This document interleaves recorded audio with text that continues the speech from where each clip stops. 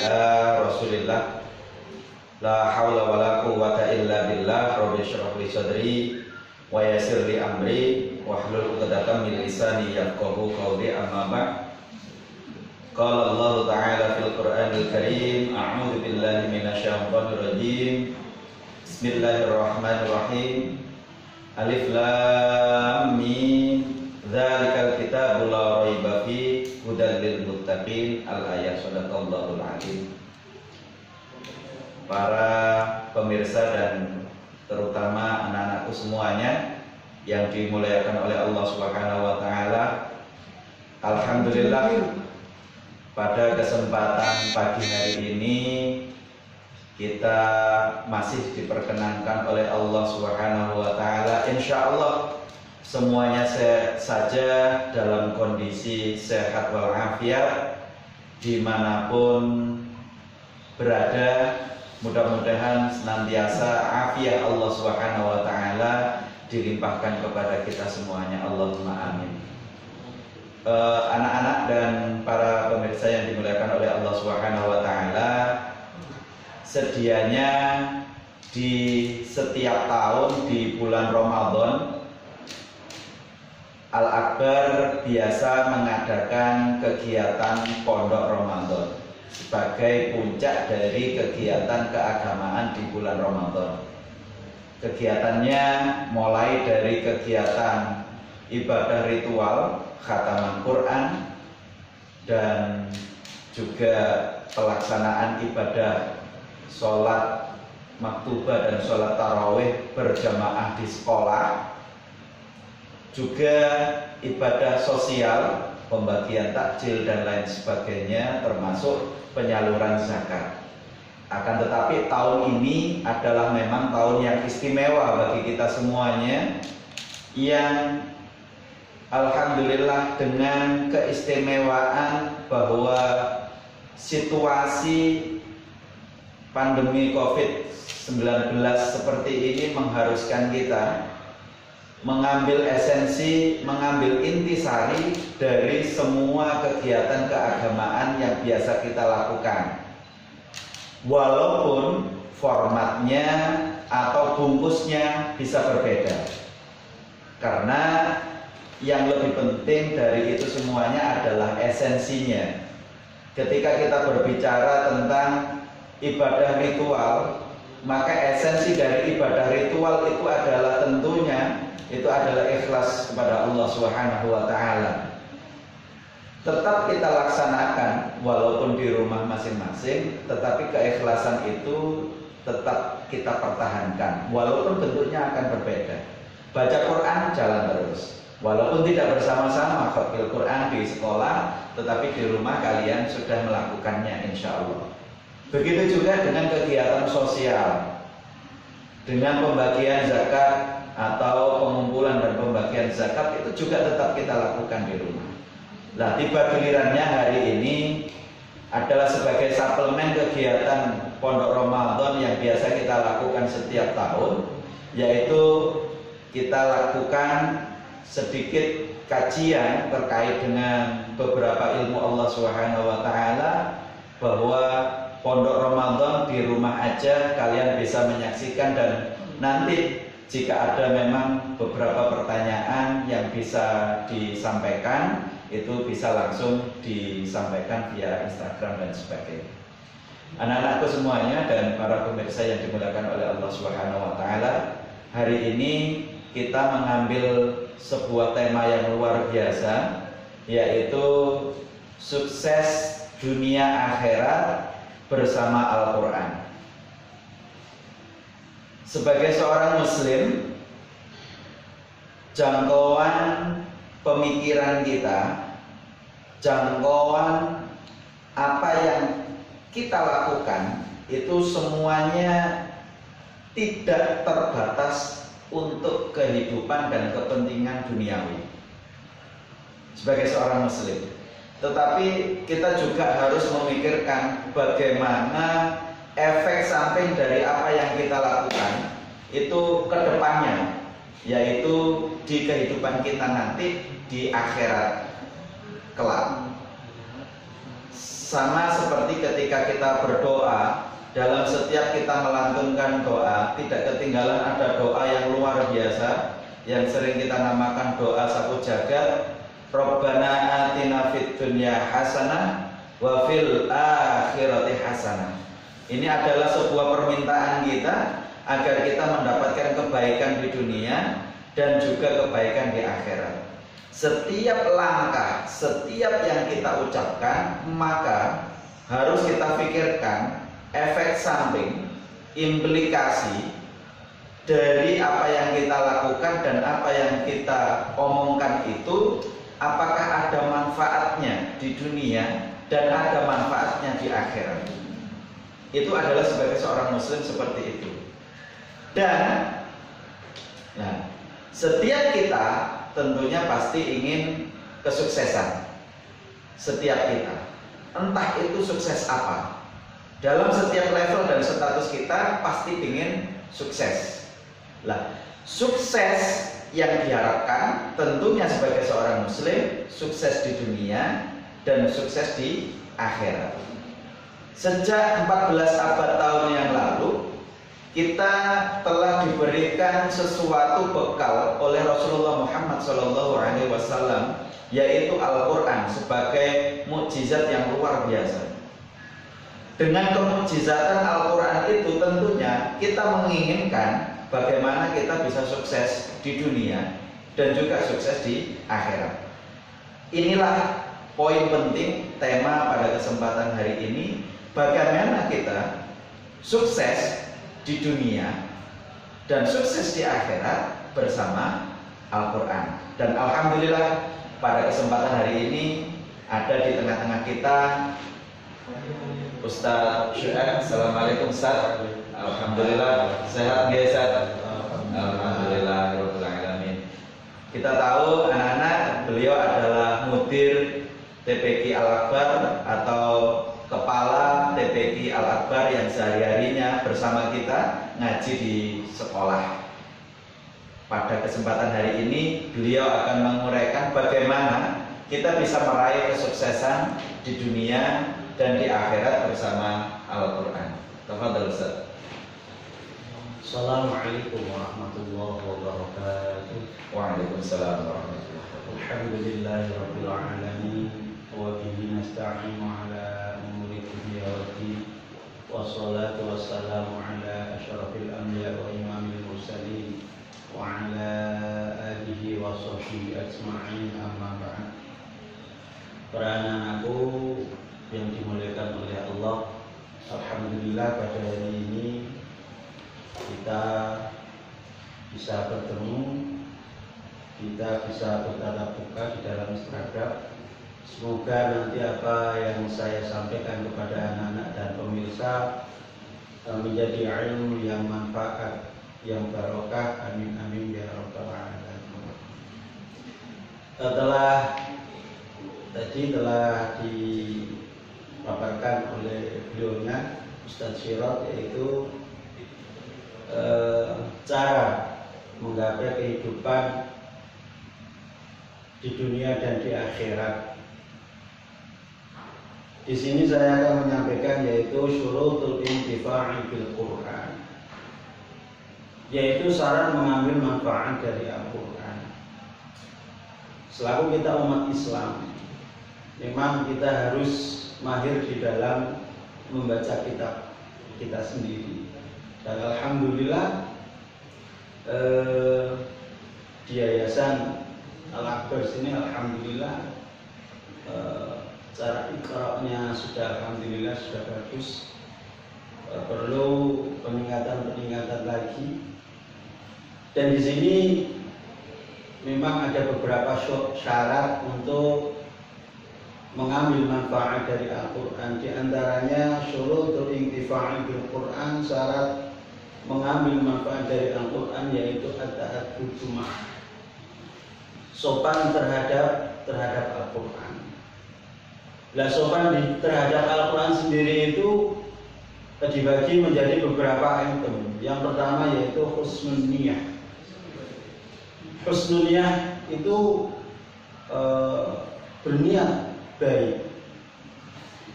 Ya, jangan sampai kita membaca Al-Quran berniat yang tidak baik. Kita harus berniat yang baik, dan niat kita baikkan dalam arti mencari ridha Allah. Ya. Jadi husnul niat, jangan karena ujub, karena pamer. Ya. Kita harus husnul niat, karena Rasulullah sudah memberi rambu-rambu semua amal itu tergantung niatnya. Makanya di sini untuk mencari syarat mengambil manfaat dari Al-Quran, yang pertama adalah husnul niat, berniat baik. Yang kedua, para anak-anakku sekalian dan para pemirsa, yaitu thaharatul qalbi wal jasad. Ya, bersih hati dan jasad. Di sini kalau kita mau baca Al-Quran, hati kita harus bersih, ya, dari sifat-sifat syirik, dari sifat-sifat ujub. Apalagi untuk yang jasad. Untuk jasad adalah diri kita. Kalau kita mau baca Al-Quran harus suci dari hadas kecil maupun suci dari hadas besar. Harus wudhu dulu, Jadi thaharatul qalbi wal jasadi. Yang selanjutnya yaitu untuk mencapai syarat mengambil manfaat dari Al-Quran, tafrighun nafsi an syawagiliha, mengkhususkan diri sibuk dengan Al-Quran. Kalau kita sudah belajar di dalam Al-Quran, kita harus belajar yang sungguh-sungguh, karena Rasulullah sendiri belajar sama malaikat Jibril itu kurang lebih selama 23 tahun ya, secara talaki. Makanya di situ sewaktu Nabi Muhammad menerima wahyu yang pertama kali, yaitu surah Al-Alaq 1-5. Di situ malaikat Jibril bilang sama Rasulullah, "Iqra ya Muhammad." Jawabnya Rasulullah, "Bagaimana ma biqara'in ya Jibril?" "Iqra ya Muhammad." "Ana ma biqara'in ya Jibril." Sampai 3 kali. "Iqra ya Muhammad." "Ana ma biqara'in ya Jibril." Nah, ini mengisyaratkan bahwasanya kita selaku umat Nabi Muhammad, kita disuruh belajar, membaca dan membaca. Nah, di situ ada sir tersendiri antara Iqra 1 dengan Iqra 2 dan Iqra 3. Ya, yang Iqra 3 adalah di situ adalah Iqra bismi rabbi. Ya. Bacalah wahai Muhammad dengan nama Allah. Itu dalam tahap pertama adalah membaca. Setelah itu Iqra yang kedua, Iqra ya Muhammad, yaitu dengan artinya atau tadabbur, ya, dengan Al-Quran, tadabbur dengan Al-Quran. Ya. Yang terakhir, Iqra yang terakhir yaitu melaksanakan atau merealisasikan dengan perbuatan kita sehari-hari setelah kita belajar Iqra yang pertama, belajar Iqra yang kedua, dan endingnya adalah Iqra yang ketiga, yaitu kita jalankan di dalam kehidupan kita. Yang terakhir adalah yaitu haslul fikri ma'al Quran, mengkhususkan pikiran bersama Al-Quran. Itu diantara syurutul intifa'i bil Quran, syarat mengambil manfaat dari Al-Quran. Yang pertama at-ta'addubu ma'ah. Terus yang kedua yaitu husnul talaqi, baik di dalam talaqi. Makanya kalau kita belajar Al-Quran, kita harus punya sanad. Kita harus punya sanad. Sanadnya harus musalsal sampai Rasulullah, harus kita gurukan. Karena apa? Karena Al-Quran di situ adalah, kalau ulama-ulama dulu ngasih ijazah, yaitu rukun qauli. Lah rukun qauli sendiri itu yang harus bagus sesuai Rasulullah. Dan rukun qauli itu apa? Takbiratul ihram yang bagus, Allahu Akbar. Habis itu surah Fatihah juga gitu, harus yang bagus. Nah, habis itu yang terakhir, yang ketiga yaitu tasyahud. Terus yang terakhir adalah salam. Itu harus bagus semuanya, karena takbir, surah Fatihah, tasyahud akhir, dan salam itu dibahas di dalam fikih. Ya, di situ sudah dijelaskan. Makanya kita membaca rukun qauli harus yang bagus, jangan sampai salah. Nah, sekiranya kalau nggak salah kita harus dudukan. Di antara husnul talaqi, baik di dalam talaqi, bil qalbil khashi, dengan hati yang khusyuk. Jangan tergesa-gesa kalau kita baca, karena Rasulullah sendiri memberi tauladan kepada kita yang lebih baik membaca Al-Quran adalah bil murattal, ditartil dengan santai, ya, jangan sampai kebakliwat, ya. Harus yang bagus ditartil, ya. Terus yang nomor 2 yaitu bitamuzim, dengan mengagungkannya, ya. Terus yang terakhir yaitu litafhid, ya, kesiapan melaksanakan di dalam keseharian kita, ya. Sekiranya itu saja yang bisa saya sampaikan, kurang lebihnya minta maaf yang sebesar-besarnya. Iya. Jazakallah khairan katsiran Ustaz, terkait dengan syurutul intifa' bil Quran.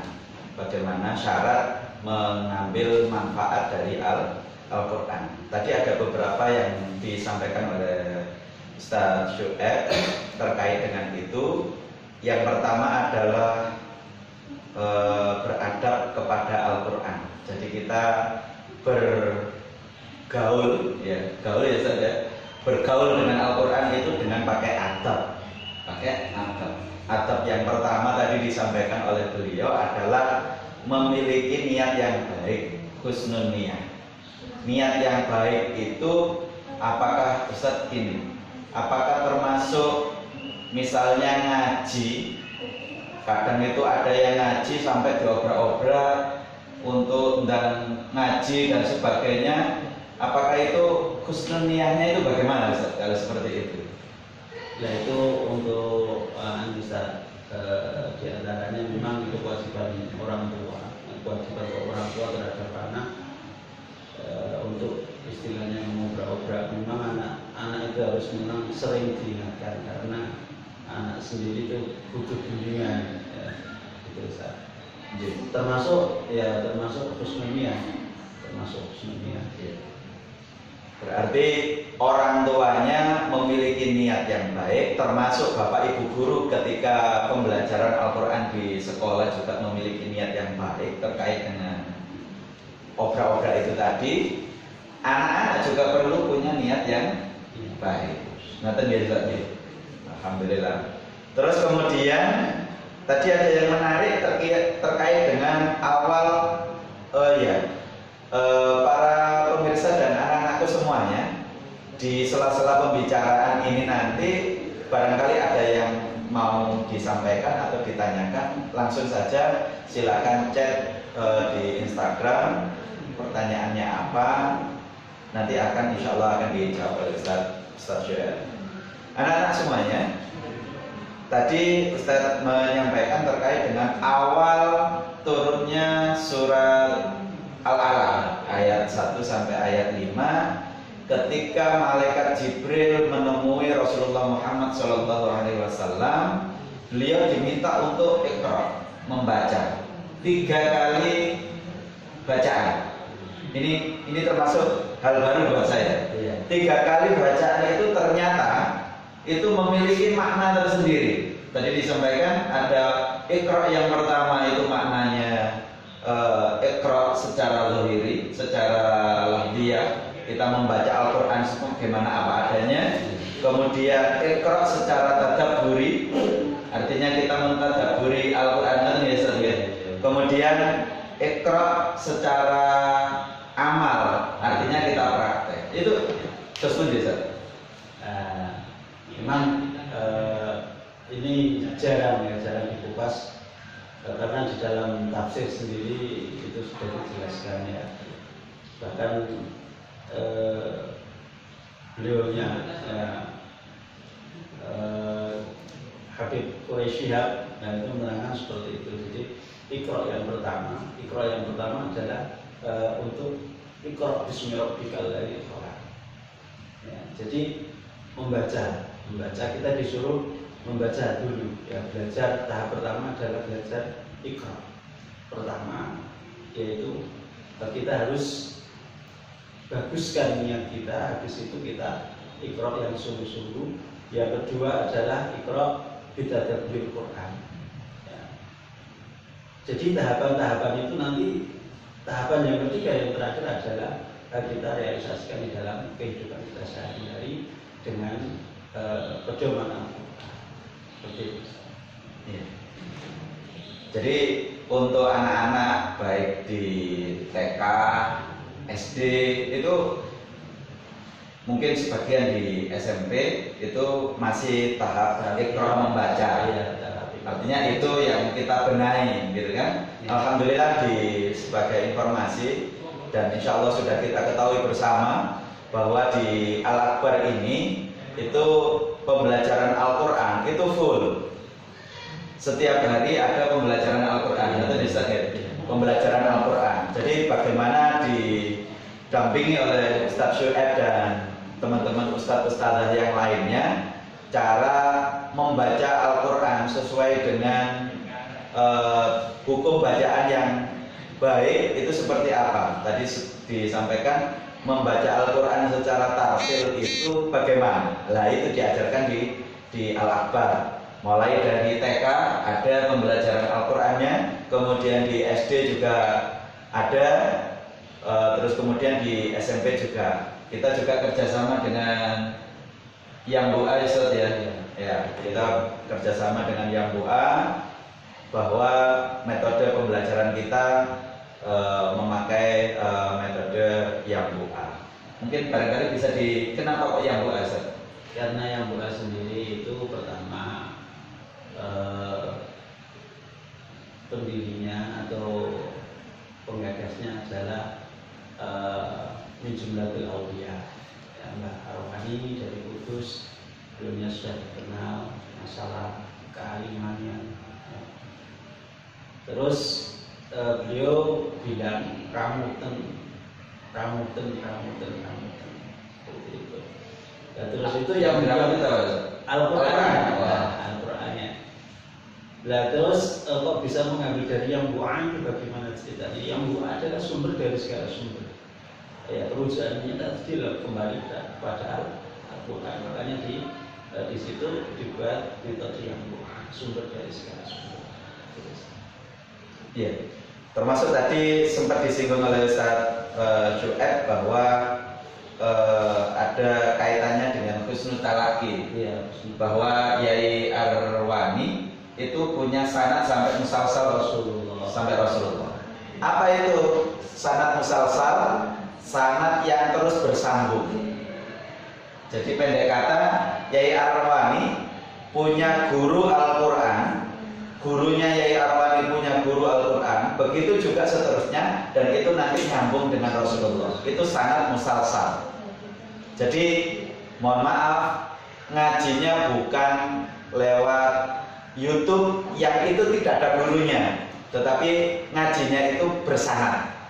Talaki itu namanya, talaki, husnul talaki yang tadi disampaikan oleh Ustaz Syu'aib itu seperti itu. Jadi cara belajar Al-Quran di Al-Akbar itu adalah talaki dan memiliki sanad. Ngerti ya Ustaz?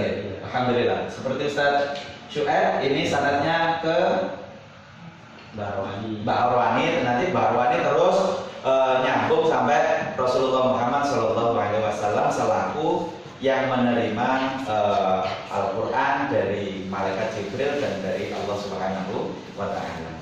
Itu tadi yang pertama, Iqra tahap pertama atau level pertama, yaitu membaca. Bagaimana kita membaca Al-Quran dengan baik, sesuai dengan aturan main cara membaca Al-Quran. Dan insya Allah di sini diajarkan di Al-Akbar. Terus kemudian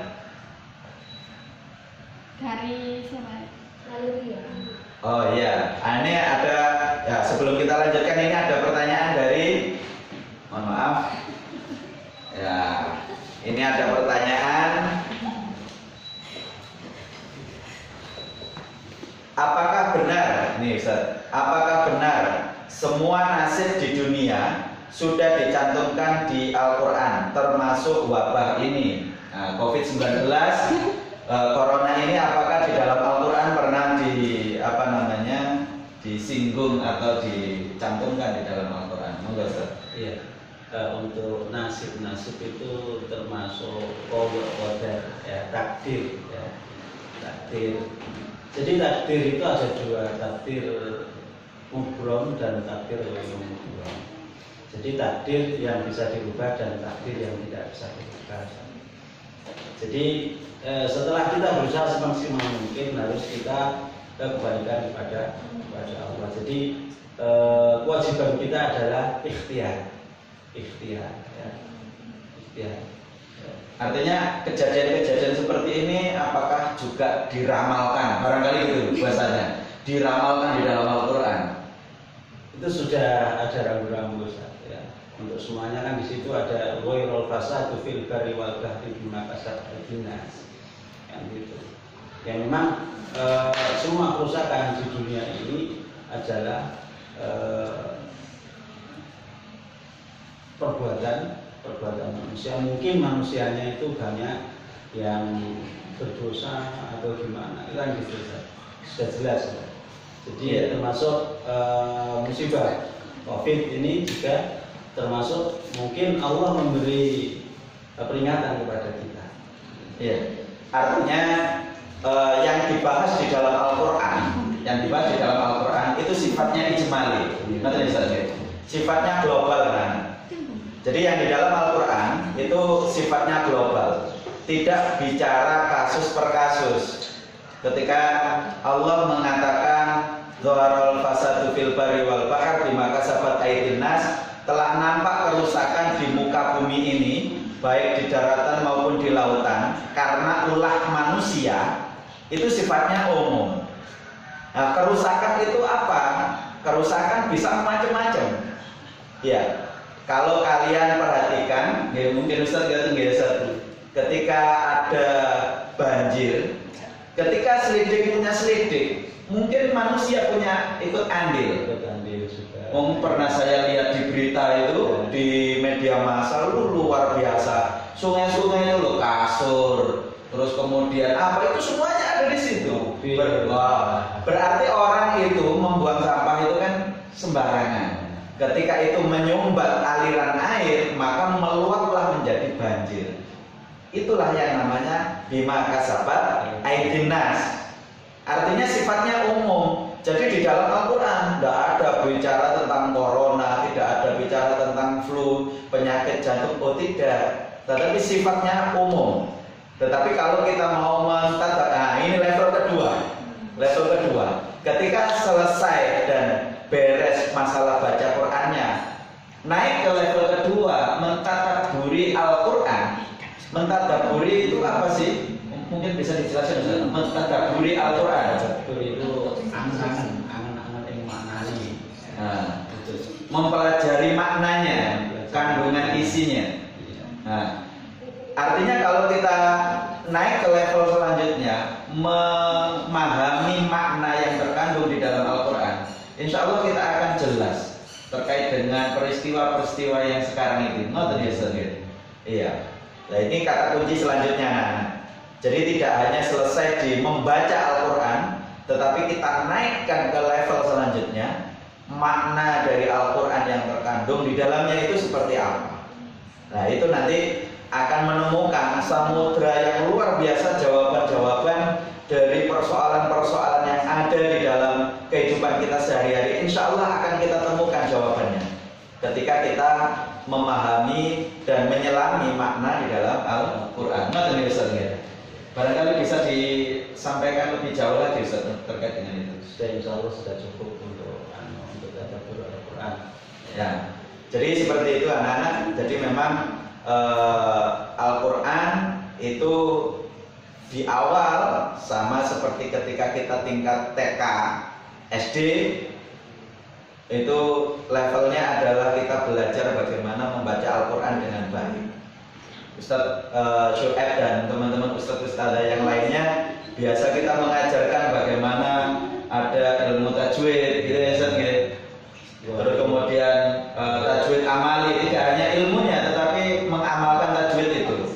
Kemudian lain-lainnya itu adalah bagaimana kita tidak salah dalam membaca Al-Quran.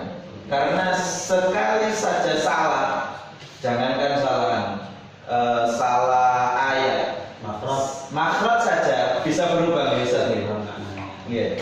Terus berbeda. Lakan jadi di situ ada lakan jadi dan ada lakan kopi. Nah, jadi ada masalah kalau kita belajar Al-Quran, kita harus tahu dan pelajari hak-haknya huruf di dalam Al-Quran itu sendiri. Karena apa? Karena kalau kita nggak belajar hak-haknya huruf di dalam Al-Quran itu nanti bisa mengakibatkan fatal, salah, ya, salah yang fatal. Kalau salah yang fatal, masya Allah, ya, dosa besar. Seperti contoh Ustaz, di situ ada Allahu Akbar. Nah, kalau kita nggak belajar nggak bisa. Kadang kita jumpai di dalam masyarakat kita ya sehari-hari, apalagi sebentar lagi itu ada takbiran ya. Coba kita perhatikan di kampung-kampung kita itu yang baca takbir itu, masya Allah salah kaprah. Allahu Akbar gitu. Biasanya itu seperti itu. Padahal itu salah. Ya. Nah, kalau Allahu Akbar, Allah Maha Besar. Tapi kalau Allahu Akbar, Allah Maha Bodoh. Itu sudah fatal sekali. Iya, jadi di samping hak-hak huruf, iya, hak-hak huruf Al-Quran itu juga harus dipenuhi dalam artian ain dibaca ain, hamzah dibaca hamzah, ba dibaca ba, tidak yang lainnya. Termasuk panjang pendeknya. Mungkin saya sering menyampaikan arti mata dengan mata. Itu kan sudah sangat beda. Kalau mata artinya maut, mati. Tapi kalau mata, taknya yang dipanjangkan itu kapan. Loh, itu kan beda itu nanti ketika penerapannya. Nah, itu yang perlu dan alhamdulillah itu diajarkan di dalam di Al-Akbar gitu ya, baik TK-nya, SD-nya maupun di SMP-nya. Semuanya diajarkan agar kita tidak keliru dalam tahap selanjutnya, yaitu dalam tadabbur Al-Quran. Nanti kalau membacanya sudah salah, nanti tadabburnya akan keliru. Iya, karena nanti maknanya yang berbeda. Oh iya, ini ada pertanyaan Ustaz dari negeri antah berantah. Ya. Ini Ibu Dewi Suciati tanya, bagaimana cara kita menyikapi atas dampak dari pandemi ini? Banyak masjid telah ditutup, tapi kebalikannya mal dibuka dan ramai pengunjungnya. Jangan-jangan ini Ibu Dewi, ini salah satu pengunjungnya ini. Terus Ustaz, ini kok wala-wali masjidnya ditutup tapi malnya dibuka. Barangkali ada yang bisa disampaikan terkait dengan ini Ustaz. Ya, Ustaz. Ini pertanyaan menarik sekali ya. Ini tergantung individu ya, tergantung individu. Memang kalau akhir bulan Ramadan ya 10 terakhir ya di bulan Ramadan itu masya Allah ya, jamaah ya, shopnya semakin semakin ke depan mengalami kemajuan Ustaz. kemajuan sekali. Semakin maju. Itu nggak usah nunggu pandemi ya Ustaz. Dari tahun-tahun dulu ya memang gitu. Iya. Ini termasuk menguji keimanan kita. Ya. Bagaimana kita bisa termasuk kata beliau Rasulullah, seandainya tahu umatku di dalam bulan Ramadan itu penuh dengan rahmat, maka 1 tahun dijadikan Ramadan semua. Makanya ini termasuk menguji masalah keimanan kita, ya. Keimanan kita terhadap Allah atau terhadap dalam melakukan bulan Ramadan itu. Iya. Jadi tergantung individu, Ustaz. Masalah keimanan. Karena keimanan seseorang itu ya kadang bertambah, kadang berkurang. Mungkin waktu 10 hari yang terakhir di bulan Ramadan ini adalah imannya sudah mulai ambu-ambu yoyo. Iya. Iya. Ini sudah mulai apa namanya? Lihat-lihat loh, kok bajunya lama gitu kan. Jadi semuanya itu tergantung kembali kepada kita masing-masing. Makanya di dalam berpuasa seruan yang pertama di dalam berpuasa itu adalah ya ayyuhalladzina amanu kutiba alaikumusiyam kama kutiba alal ladzina min qablikum la'allakum tattaqun. Jadi yang diseru pertama ini adalah wahai orang-orang yang beriman. Ini adalah barometer untuk semua kegiatan berpuasa kita di bulan Ramadan. Artinya ini menjadi tolak ukur apakah puasa yang kita lakukan itu adalah memang basicnya itu adalah keimanan ataukah bagaimana. Jangan-jangan hanya sekedar ritual dari tahun ke tahun, bukan dalam rangka meningkatkan keimanan dan sebagainya. Oleh karena itu terkait dengan fenomena yang sekarang yang kebalik-kebalik ya, bahwasanya masjid itu ditutup, kemudian mal dibuka dan semakin banyak pengunjungnya dan sebagainya. Ini kalau kita tarik dari tahun sebelumnya tidak ada pandemi, itu memang seperti itu. Tanpa ada pandemi pun masjid otomatis akan terkurangi jamaahnya. Nah, kalau sekarang itu kan memang dari awal diworo-woro untuk tidak melakukan jamaah di masjid. Barangkali tiba gilirannya kita mengambil hikmah. Setiap kejadian itu pasti ada hikmahnya. Kenapa kok demikian? Kita kalau ubek dan repek atau ribet dengan yang sekarang fenomenanya, pasti ujung-ujungnya adalah maido, Ustaz. Iki kok ngene, pasti itu. Artinya menyalahkan orang lain. Tetapi kalau kita bisa mengintrospeksi diri, bagaimana kita menghadapi ini, yang namanya ibadah itu kan bisa di mana saja kan Ustaz. Di rumah pun iya, bisa jadi lebih utama daripada di masjid jika kalau ke masjid hanya untuk pamer mukena. Ngerti ya Ustaz? Mukenanya bagus, ke masjid, aduh sudah saya siapkan ini mukena untuk terawih bersama, ternyata enggak boleh. Loh, berarti kan salah niat ya Ustaz. Lebih baik sholat di rumah berarti. Ngerti ya Ustaz? Artinya semuanya kembali kepada kita. Kualitas keimanan tidak diukur dengan seringnya kita ke masjid, barangkali gitu. Ngerti ya Ustaz? Iya, kembali kepada yaitu tadi apa innamal a'malu binniyat. Tadi sudah disampaikan oleh Ustaz bahwa semuanya kembali kepada niatnya masing-masing. Jadi jangan apa namanya ngambil ditambah. Gitu. Eman-eman hati kita kalau menyalahkan orang lain, termasuk ini gimana ini pemerintah kok seperti ini ya. Lah kita gimana loh? Gak usah nyalahkan pemerintah. Kitanya gimana? Apakah dengan seperti ini? Apakah terus kemudian menjadi arasan-arasan melakukan terawih? Lo terawihnya tidak boleh di masjid ya? Bagaimana? Lo kan bisa di rumah dengan keluarga. Orang tua sebagai imam, makmumnya anak-anak. Setelah itu dilanjutkan tadarus sampai sahur. Bisa kan Ustaz? Oh, bisa. Alhamdulillah. Jadi ini adalah ini kembali lagi Ustaz. Kembali lagi hal yang seperti ini akan beres kalau kita naik level, ke yang tadabbur, iya. Iqra yang kedua. Iya, Iqra yang kedua, yang ke tadabbur. Artinya kita paham betul makna dari yang disampaikan Allah melalui Al-Qur'an itu. Ngerti nggih, Ustaz? Jadi tidak sepotong-sepotong, karena Al-Qur'an itu satu paket. Tidak boleh kita mengambil yang enak-enak kemudian yang meninggalkan yang enggak enak-enak gitu nih, Ustaz. Nah, itu seperti itu. Jadi naik level yang kedua insya Allah akan memahami fenomena yang ada di masyarakat itu seperti itu. Kemudian level yang selanjutnya yaitu amal.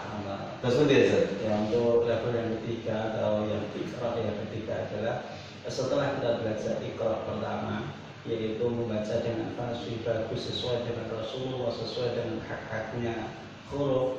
Terus level yang kedua adalah tadabbur Al-Quran, yang ketiga adalah kita realisasikan di dalam kehidupan kita sebagai pembelajaran Al-Quran tadi, tadabbur Al-Quran tadi kita realisasikan di dalam kehidupan kita sesuai Al-Quran. Masya Allah, kalau sudah itu jadi insan yang kamil.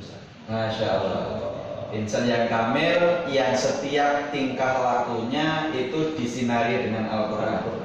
Dan itulah makna sukses dunia dan akhirat. Rabbana atina fid dunya hasanah wa fil akhirati hasanah. Alhamdulillah, Allahumma amin. Jadi memang ini luar biasanya bersama Al-Quran kita bisa meraih kesuksesan. Karena hakikat kesuksesan itu tidak semata-mata karena meraih peringkat 1 barangkali saja. Kesuksesan itu tidak semata-mata karena hartanya banyak, tidak semata-mata karena mungkin jabatannya tinggi, ngerti nggak? Tetapi kesuksesan itu adalah ketika kita bisa mempraktekkan Al-Quran, maka semua aktivitas kita itu akan tersinari dengan Al-Quran. Maka itu adalah hakikat dari Al-Quran. Dari sukses bersama Al-Quran. Nah, ini Ustaz ada pertanyaan dari sahabat kita Ibu Siti Komaria. Bagaimana cara agar kita paham ayat-ayat Al-Quran agar kita lebih mantap untuk mengamalkan? Jadi bagaimana cara agar kita paham ayat-ayat Al-Quran agar kita lebih mantap untuk mengamalkan? Jadi bagaimana kita mentadabburi Al-Quran agar dengan mentadabburi Al-Quran itu kita bisa mengamalkan dengan apa yang kita hasilkan dari tadabbur itu. Untuk tadabbur Al-Quran kita harus belajar tafsir. Kita harus belajar tafsir. Di situ ada beberapa tafsir, ada tafsir Munir, ada tafsir banyak sekali di situ ya. Ada di majelis taklim yang belajar tentang tafsir. Ya. Jangan jadi terjemah saja ya. Kita harus belajar tafsir, ya, tafsir Al-Quran macam-macam di situ. Banyak sekali di tafsir Al-Quran. Setelah kita belajar tafsir Al-Quran, insya Allah kita bisa merealisasikan dalam kehidupan kita sehari-hari. Jadi kan di dalam Al-Quran sendiri itu kan istilahnya ada ayat-ayat yang mukama, ada ayat-ayat yang mutasyabih. Kalau kita belajar artinya saja, kita belum paham masalah asbab nuzulnya, turun-turunnya Al-Quran itu bagaimana, nanti kita ya juga belum bisa tadabbur. Kalau kita belum bisa tadabbur, otomatis kita belum bisa merealisasikan di dalam kehidupan kita sehari-hari. Iya. Barangkali sederhananya mungkin pakai bahasa keren yang zaman sekarang itu never ending ngaji. Nah, artinya ngaji itu tidak terbatas nek wis Al-Quran sudah sudah selesai. Oh, tidak terbiasa. Artinya harus terus ngaji. Karena ngaji itu tidak sebatas kita mampu membaca Al-Quran dengan baik, tetapi juga perlu memahami Al-Quran dengan baik. Tadi sudah disebutkan oleh Ustaz Syuaib bahwa untuk bisa mendukung kita mantap mengamalkan Al-Quran itu kita belajar tafsir. Secara umum di dalam tafsir itu kita akan diajari, ya, kita akan diajari bahwa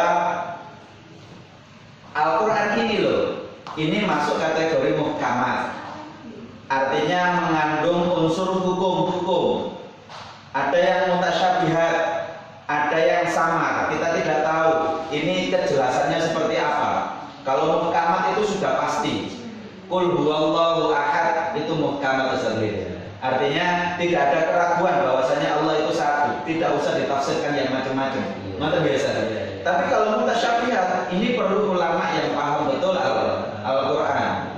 Untuk bisa memahami Al-Quran lebih jauh, kita juga perlu belajar bahasa Al-Quran, yaitu bahasa Arab. Karena kalau salah mengartikan secara bahasa, itu juga akan mengakibatkan salah memahami Al-Quran. Intinya anak-anak, bahwa never ending ngaji itu perlu kita terapkan bersama. Jangan menganggap bahwa kalau sudah ngajinya Al-Quran, sudah khatam, sudah diwisuda, sudah dapat ijazah itu kemudian selesai. Tidak, anak-anak. Tetapi perlu dilanjutkan ngajinya. Ngaji apa, Ustaz? Ngaji banyak. Kita ngaji fikih itu juga penjabaran dari Al-Quran. Ngaji fikih itu juga penjabaran dari Al-Quran. Ngaji nahu itu juga penjabaran dari Al-Quran. Iya. Alhamdulillah banyak ngajinya. Kalau bisa mondok, mondok. Kalau tidak, ya paling tidak di lingkungan kita. Nah, kita manfaatkan. Nah, ini manfaatkan yang ada di lembaga Al-Agama. Alhamdulillah di sini setelah TPQ lulus diwisuda mendapatkan ijazah, itu ada program pasca TPQ. Apa itu isinya?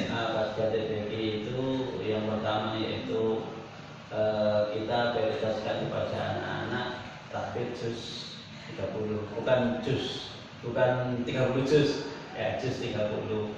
Setelah itu ada pembelajaran yaitu fikih, ada akhlak gitu.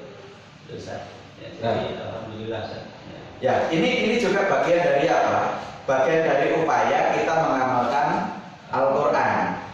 Al-Quran yang sudah di breakdown, yang sudah dibedah sedemikian rupa, dimasukkan dalam disiplin ilmu tertentu. Ada fikih, ada tauhid, ada akhlak. Itu semuanya sumbernya satu, yaitu Al-Quran. Ketika kita bicara dan membahas tentang fikih dan lain sebagainya itu, maka kita mentadaburi Al-Quran. Nanti kalau sudah tahu ilmunya, baru kita laksanakan. Itu semuanya ada di program pasca TPQ. Bisa kita manfaatkan betul bagaimana program yang sudah digulirkan di Al-Akbar. Pun demikian di SMP Al-Akbar juga demikian. Itu juga pentadabburan Al-Quran itu jelas lanjut. Karena apa? Asumsinya bahwa nanti yang sudah SMP di Al-Akbar itu bacaannya sudah bagus, sudah level 1, insya Allah sudah naik ke tadabbur Al-Quran. Dan disitulah itu akan dikaji lebih jauh terkait dengan makna kandungan dari Al-Quran yang mungkin dilihat dari berbagai disiplin keilmuan agama. Nah, ini ada pertanyaan dari Fatimah Hati. Apakah dalam membaca Al-Quran yang benar, syaratnya selain tajwid yang benar, apa juga harus dilakukan? Apa harus pakai lagu? Di situ karena Rasulullah sendiri itu kan sudah memberi isyarat, zayyinu aswatakum fi tilawatil Quran. Baguskan suaramu ketika engkau membaca Al-Quran dalam hati. Rasulullah sendiri bil murabah dengan yang tartil gitu. Dan lagu itu termasuk ya kan bil murattal Ustaz. Terus lagu yang bagaimana kan gitu. Apakah qiraah atau bagaimana kan gitu. Ya memang qiraah Ustaz. Ya qiraah sendiri itu kan membaca. Ya, membaca sendiri itu dengan lagu. Lagunya Al-Qur'an bagaimana ya bil murattal itu aja Ustaz. Oh, iya. Dengan sifat-sifat makharijul huruf kita terapkan dengan pas bagus ya Mas. Iya, intinya ada motivasi atau anjuran dari Rasulullah untuk memperbagus suara ketika membaca Al-Quran. Memperbagus suara itu bukan berarti seperti latihan nyanyi, betul biasa. Tetapi tetap panduan dan acuannya itu adalah tajwid. Jadi jangan sampai lagu itu mengalahkan tajwid. Tetapi insya Allah kalau kita membaca Al-Quran sesuai dengan tajwid, lagu itu akan muncul dengan sendirinya. Betul Ustaz? Nah, seperti itu. Jadi apakah disyaratkan, apakah harus dengan dilakukan? Lihat-lihat lakukannya itu seperti apa. Berarti kalau secara otomatis lagu itu keluar karena kita membaca dengan murattal, maka itu ya berarti memang harus. Tetapi kalau kita belajar lagu untuk membaca Al-Quran, apalagi sampai mengorbankan tajwid, maka itu yang tidak diperkenankan. Jadi lagu itu intinya adalah memperbagus bacaan kita. Itu anjuran dari Rasulullah seperti itu. Malah kalau tidak salah ada satu peristiwa ketika ada beberapa kegiatan Rasulullah ketika kepada seorang sahabat arihna bil Quran, kalau tidak salah gitu. Istirahatkan kami dengan Al-Quran. Artinya Rasulullah itu suka mendengar bacaan sahabat, bacaan Al-Quran yang dilakukan oleh sahabat, dan itu merupakan bagian dari istirahat. Artinya dengan mendengarkan itu yang namanya istirahat itu kan suasana menjadi rileks, terus kemudian mood itu semangat itu menjadi muncul dan sebagainya, itu dengan mendengarkan Al-Quran. Tapi kalau Al-Qurannya dibaca secara acak-adul, barangkali yang tambahan, yang tahu malah tambah perih. Ya mungkin banyak itu di sini kita Ustaz ya, yang tadarusan yang sebelumnya yang seharusnya belum layak untuk naik panggung ya Ustaz. Pakai mic terus kemudian yang panjang dipendekkan, yang pendek dipanjangkan, yang ain dibaca hamzah dan sebagainya. Ya itu mungkin yang bermasalah. Tetapi kalau semuanya hak-haknya huruf dan haknya panjang pendek itu dipenuhi, insya Allah itulah nanti lagu itu akan muncul sendiri. Ya.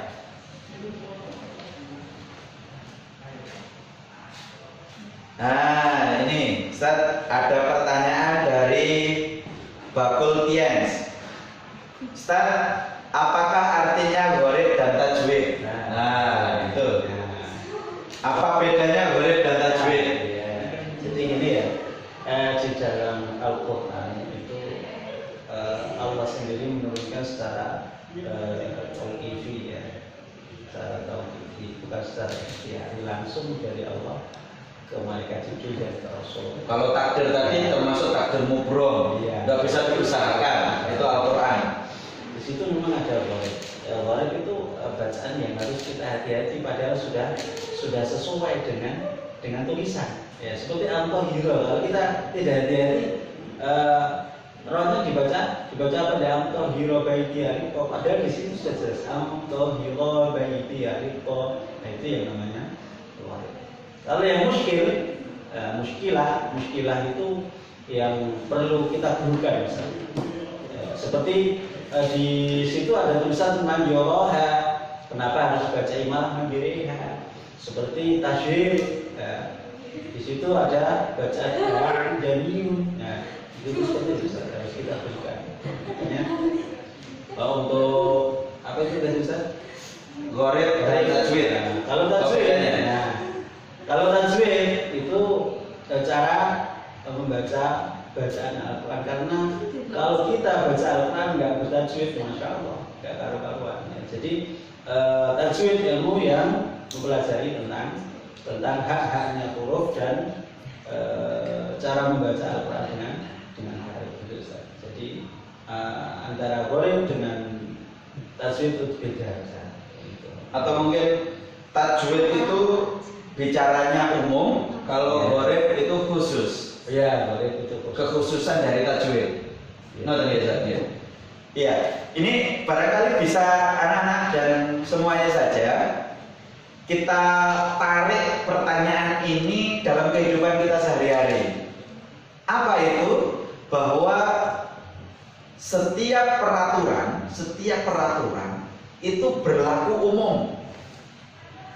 Berlaku umum bagi siapa saja, kapan saja, di mana saja. Itu berlaku umum. Tapi ingat, setiap peraturan mesti ada pengecualian. Nah, itu biasa lagi. Nah, sama dengan ini. Tajwid itu sifatnya umum. Bahwasanya ketika ada ro fathah dibaca ro. Nah, itu biasa lagi. Tapi dalam kasus majareha itu tidak dibaca ro, tetapi dibaca re. Kenapa? Karena itu ada hukumnya tersendiri. Kenapa tadi Ustaz? Gharib muskilah. Gharib muskilah. Nah, itu berarti ada pengecualian. Nah, dalam kehidupan sehari-hari kita itu banyak bahwasanya ada peraturan, maka itu sifatnya umum. Misalnya, ini yang terbaru. Insya Allah kita akan melaksanakan misalnya gini, ujian penilaian akhir tahun. Mungkin dimulai awal Juni nanti. Terus kemudian ini harus diikuti oleh setiap siswa Al-Akbar, tanggal tertentu, jam tertentu, di rumah masing-masing. Karena masih suasana pandemi COVID-19. Artinya ujiannya online, bisa dikerjakan di rumah masing-masing. Tanggalnya sudah ditentukan, jamnya sudah ditentukan, terus kemudian soalnya sudah disediakan. Pertanyaannya, itu kan berlaku untuk umum. Pak, bagaimana kalau saya ada uzur? Boleh enggak saya kerjakan malam ketika orang tua saya itu tidak ada, HP dibawa orang tua, mengerjakannya enggak bisa Ustaz. Orang tua baru pulang itu setelah buka puasa. Apakah boleh saya kerjakan setelah sholat tarawih? Nah, inilah yang namanya istisna atau pengecualian dari peraturan yang sifatnya umum. Ngerti nih Ustaz? Sama seperti puasa. Puasa kalau udzur kan boleh enggak puasa ya Ustaz? Nah, ketika saya boleh mokel. Artinya kalau sakit tidak berpuasa boleh, karena apa? Ada udzur. Padahal bunyinya semua orang yang beriman harus berpuasa, tetapi karena ada udzur maka boleh tidak berpuasa. Makanya ini yang namanya peraturan yang sifatnya umum, karena ada istisna atau pengecualian, maka itu boleh untuk menyelisih peraturan. Tetapi harus ada udzur, harus ada alasan. Mungkin barangkali bisa diatur lahjah atau aksen. Kan ada, maaf saudara-saudara kita di Banyumas itu sulit bilang a'udzu.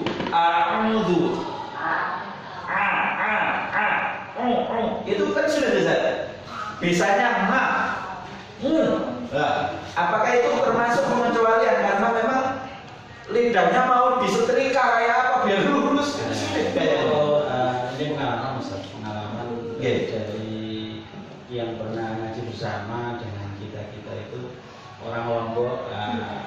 Itu asalnya nggak bisa alhamdulillah, tapi sekarang sudah bisa. Dulunya alhamdulillah. Alhamdulillah. Iya. Du. Tapi dengan apa? Dengan latihan. Riyadhatul nafsi atau riyadhatul lisan itu dengan itu sebenarnya alhamdulillah dengan segi Ustaz. Pengertian ya? Iya, dari riyadhatul lisan Ustaz. Iya. Jadi kita berusaha semaksimal mungkin, tapi setelah kita berusaha semaksimal mungkin belajar wis kuwatrok gak iso ijek ya gimana itu pernah terjadi Ustaz. Jadi pernah terjadi bisa ya merubah aksen itu gitu. Iya, alhamdulillah. Ini pernah terjadi suatu saat itu Darwan itu punya santri 2 Ustaz. Yang satu itu bacaannya bagus, yang satu itu bacaannya biasa-biasa aja. Terus ada salah satu santri itu tanya Ustaz, jenengan ikut dong bacaannya si A itu seperti itu kok batin jenengan mengatakan enggak panjenengan ingatkan. Jawabannya gimana? Sampai belum kayak sudah gitu Ustaz, Masya Allah. Tapi beliau ini sudah berusaha semaksimal mungkin Ustaz. Ya, sudah berusaha semaksimal mungkin. Ya, gitu Ustaz. Ya, intinya usaha harus tetap ada, tetapi kalau sudah berusaha kok tetap seperti itu, maka insya Allah dimaafkan. Ya, karena memang sudah usaha. Ini ada pertanyaan yang sedikit menyimpang Ustaz dari tema kita. Ini dari Farah Nabila. Apa amalan yang dianjurkan pada malam Lailatul Qadar sehingga Ramadan kali ini dapat bermanfaat? Amalan yang dianjurkan itu apa Ustaz? Ya, di situ kan untuk 10 hari yang terakhir itu apa ya, kita sering banyak-banyak baca Al-Quran, banyak-banyak sedekah, ya, banyak-banyak tahajud, ya, kita melaksanakan ibadah-ibadah yang di situ yang wajib, ya, yang wajib kita prioritaskan. Setelah itu yang sunnah muakkadah itu tadi, ya. Jadi kalau masalah amalan banyak sekali, ya, kita baca Al-Quran, ya, kita baca istighfar, ya, itu saja. Ya. Jadi untuk amalannya seperti biasa, cuma lebih ditingkatkan dalam hal perbanyak, juga kualitas keikhlasannya juga diperbesar. Terus kemudian tadi yang menarik itu yang wajib-wajib ini dibereskan dulu, kemudian baru melangkah ke sunnah. Jangan sampai dibalik. Apa itu istilahnya itu? Belani jarum apa? Belani water kelangan kutub. Itu belani water kelangan kutub. Artinya belani sunnah tetapi wajibnya kepondal-pondal. Ini sering ini kalau anak-anak itu Ustaz. Ngapunten. Sahur itu sunnah. Sholat subuh itu wajib. Habis sahur tidur, subuh kesiangan. Lah itu jangan sampai terjadi seperti itu. Lah itu berarti kita prioritaskan yang wajib itu lebih didahulukan, kemudian melangkah ke sunnah. Nah, untuk menghadapi Lailatul Qadar itu alhamdulillah Kanjeng Nabi Lusupe dilupakan oleh Allah Subhanahu wa taala kapan tepatnya Lailatul Qadar itu turun. Nah, itu supaya kita itu punya kesemangatan di dalam 10 hari yang terakhir itu untuk mencari, bukan menunggu Ustaz. Iya. Bukan ngenteni, Iya. Jadi beda dengan naik bis angkutan umum kan. Kalau naik angkutan umum itu kan ngenteni ya. Menunggu datangnya bis, datangnya angkot. Tetapi kalau untuk Lailatul Qadar nggak boleh gitu. Harus jadi pemain bola. Artinya kita mengejar bola. Jangan sampai bolanya gini, jangan seperti penjaga gawang, tetapi harus seperti striker. Jadi Lailatul Qadar itu gitu. Jadi kita nanti kan datang sendiri Lailatul Qadarnya loh, tidak bisa seperti itu. Karena Kalau dawuhnya ngapunten, dawuhnya pernah saya dengar itu apa namanya? Apa yang mungkin gak tahu melok raweh kok arep-arep Lailatul Qadar. Ngerti ya?